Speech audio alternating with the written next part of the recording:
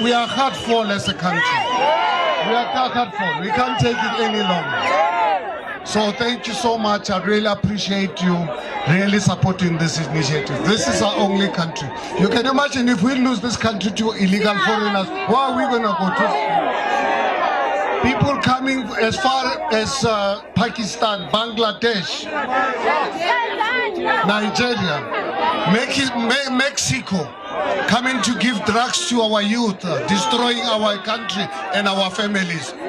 So much and much, Jacinta, you in particular, as a young woman who've really taken the initiative to ensure that we don't really take things for granted. So thank you so much. South Africa appreciates you.